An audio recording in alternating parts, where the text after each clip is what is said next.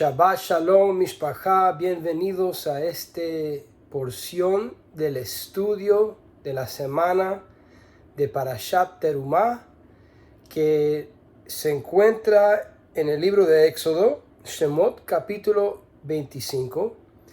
Y seguro, como siempre, todo el equipo de Ahavat Ami y Yeshivat Shuvu van a estar compartiendo diferentes aspectos de estos pasajes de la Torá y cómo conectan con las obras del Mesías y sus emisarios. Antes que todo, empezamos con la brajá. Baruch atah Adonai Eloheinu melech haolam asher kideshanu b'mitzvotav vetzivanu la'asok b'divrei Torah.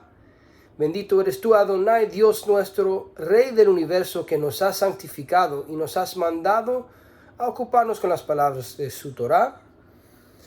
Y empezando con el primer versículo, que quiero que lo leamos en Beivrit y después en español, dice lo siguiente: Vayedaber Adonai el Moshe lemor, daber el Bnei Israel veikhu li terumah me'et kol ish asher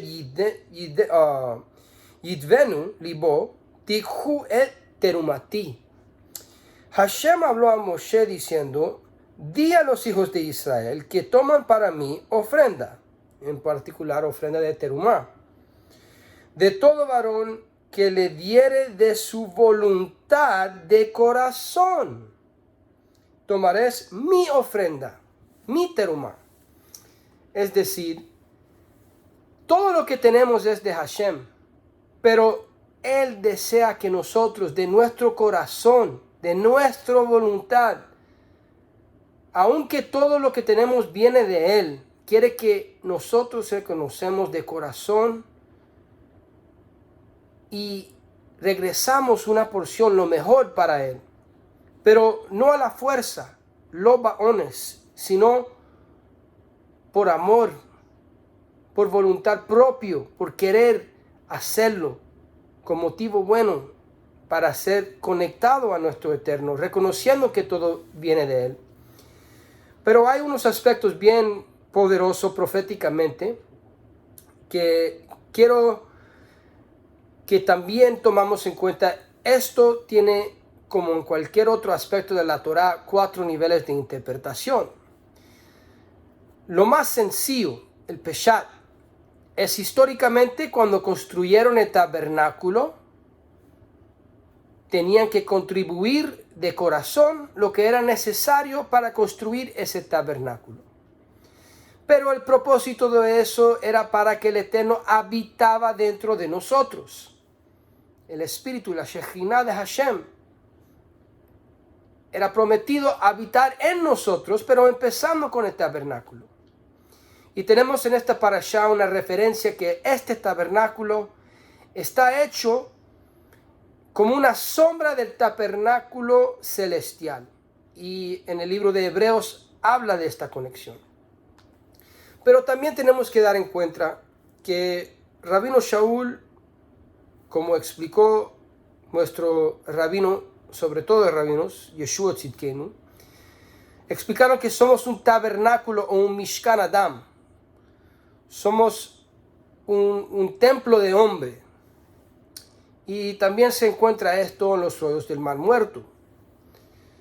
Pero aún nuestros sabios están de acuerdo, no completamente, pero en muchos aspectos, de las implicaciones de esto en un contexto más profético. Si veamos lo que dice Rabbeinu Bachya sobre esto, dice lo siguiente: es posible explicar el hecho de que la palabra terumah, este tipo de ofrenda, aparezca aquí 3 veces en 2 versos, en el sentido de que la Torá habla de 3 contribuciones diferentes mediante las cuales el mundo se eleva. Ellos son sabiduría, entendimiento y conocimiento, Chokmah, Binah y Dat. Esto se basa en Proverbios 3, 19 a 20. Dios fundó la tierra con sabiduría. Él estableció los cielos con entendimiento. Por su conocimiento fueron quebrantados los abismos. La razón por la que se aludió aquí a estos hechos fue que la construcción del tabernáculo era comparable a la construcción del universo. Y eso se puede encontrar en Bamidbar Rabbah, por otra referencia. Y sigue Rabbeinu Bachya y explica: el primer de estos dones fue el aquí mencionado que se utilizó para la construcción del tabernáculo, los materiales. El segundo terumá consistía en el medio ciclo que todo varón mayor de 20 años debía contribuir después del pecado del becerro de oro para la construcción de las bases de las vigas que constituyan las paredes del tabernáculo. Puedes referenciar Éxodos capítulo 30, versículo 13.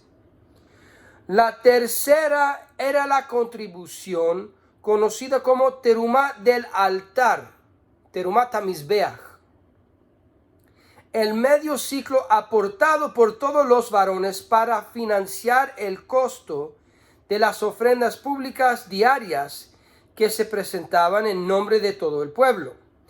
Este es el terumá mencionado en Números 1, versículo 2, donde a Moshe Rabbeinu se le ordenó contar a los varones mayores de 20 años.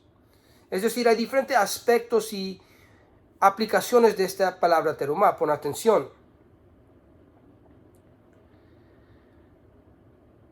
De estas tres contribuciones, dos consideraban más sagrados, mientras que la tercera, la mencionado en 30:13, no era del mismo carácter sagrado,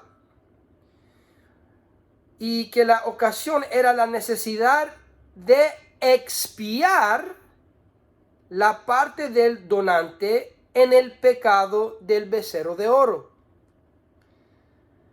Esto se explica en detalle con las palabras: cada uno contribuirá el medio ciclo como expiación por su alma. Sigue adelante y concluye que según el Midrash, la palabra li, o para mí, una terumá para mí, una ofrenda para mí, o que es mío, puede también entenderse como yo, como si la Torah significará, como si esta frase en la Torah significa: tú me llevarás a mí. Dios quiso decir, por así decirlo, llévame a establecer mi residencia entre vosotros. Pon atención a esto. Es decir, este aspecto de la terumá, proféticamente lo que está diciendo es que llevaremos de Hashem mismo un aspecto de Él para que Él puede residir entre nosotros. Es decir, llévame a establecer mi residencia entre vosotros. Es para que la Shejinah habita adentro de nosotros. Ruach HaKodesh, Espíritu Santo. Tomar algo de Hashem que realmente viene de Él para que Él habita en nosotros. Otro comentario bien impactante que se encuentra en Shemot Rabbah 49 explica que las palabras significan también una referencia a Knesset Israel. Knesset Israel, o la Asamblea de Israel, es sinónimo con Kehilat Israel, con la congregación, la Asamblea de Israel. De estas dos palabras, sea Kehilah o Knesset, es donde viene la palabra en griego Eclesia, interesantemente. Y el Midrash se basa en esto, en Jeremías 2:3, que explica que Israel es santo para Adonai, primicia de su cosecha. Ahora, con todo esto en mente, se llama la atención dos pasajes del pacto renovado. Primero en Romanos 11, capítulo 16, y también en Apocalipsis, capítulo 7. Y tenemos el rabino Yehiel Lichtenstein, un rabino que reconoció a Yeshua, que hace muchos años escribió esto con la revelación de Mashiach, juntado con su conocimiento de la Torá y ley judía. ¿Cómo esto da luz a estos dos pasajes en el Pacto Renovado? Y explica lo siguiente. Israel contaba con 7.200.000 habitantes en el momento de la destrucción del segundo templo. Pausa. Da espacio para entender estos números. No tiene que ser específicamente literal en cada aspecto. Mucho de esto es Midrash. Pero aún hay espacio que será exactamente así. Nosotros sabemos que Dios puede ser lo que quiera hacer. Pero da la oportunidad para que Él explique esto y vas a ver una revelación bien grande. Y dice, la ofrenda de Terumá es normalmente una de las 50º según el tratado de Terumá 4.3 en la Mishnah, que aquí ascienda a 144.000. Es decir, que por la interpretación que está explicando el rabino Lichtenstein, está diciendo que el 144.000 es una terumá del pueblo de Israel de aquella generación cuando fue destruido el templo. Y sigue. En Romanos 11:16, Rav Shaul comentó que si la pan que, por ejemplo, en Shabbat tenemos jala, pan que comemos, y todo esto está asociado con los panes que se daba en el templo, todo es asociado con esto, y explica que si la jala ofrecida como primicia es santa, también lo es todo el pan. Esto es lo que está diciendo Rav Shaul en Romanos 11, que si un remanente existe, los demás son santificados en mérito de ese remanente. Y sigue. Por lo tanto, el significado es que si las primicias de Israel, los 144.000 judíos mesiánicos, y no estamos hablando de personas que piensan que tienen un tatarabuelo que era judío, estamos hablando que también eso será parte de la restauración, claro que sí, pero estamos hablando de 144.000 judíos, realmente judíos, nacidos judíos, reconocidos como judíos, que también esto va a incluir también los demás que van a regresar y los que son injertados, pero tenemos que basar esto en el grupo principante, donde empezó el movimiento con los creyentes judíos, después salieron a los samaritanos y helenistas y después a los gentiles, pero tiene que empezar con el pueblo actual. Y dice, siguiendo con esto,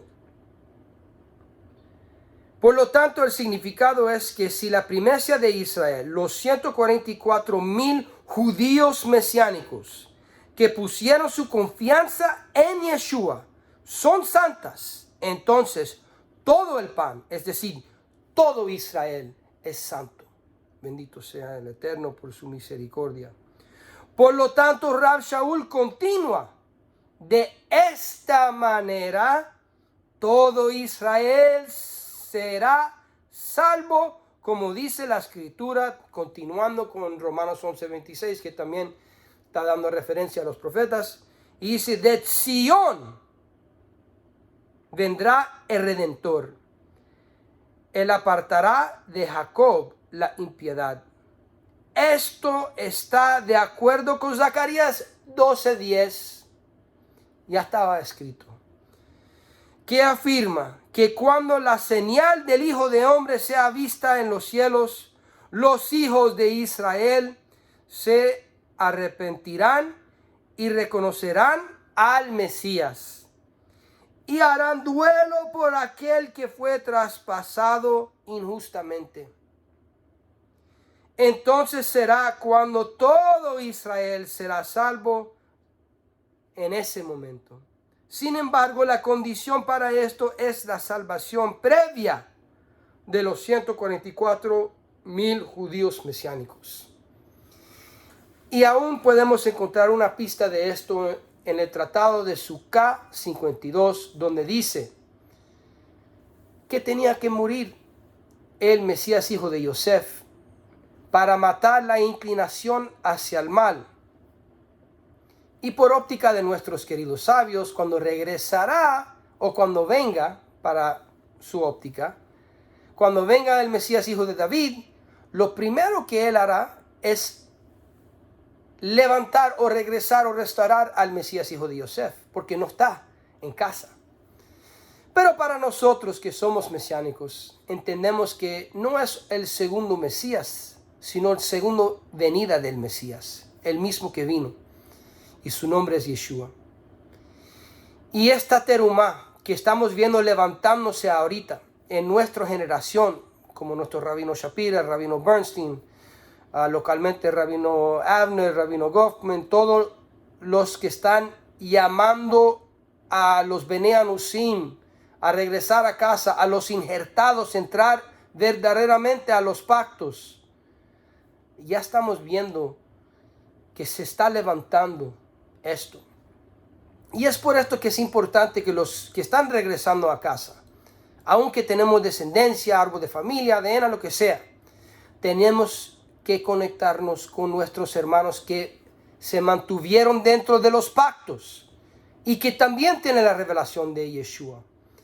Por eso es tan importante tener esta base de liderazgo judío en el cuerpo del Mesías, porque ellos son los que van a ser usados del Eterno para ayudar a unificar las dos ramas.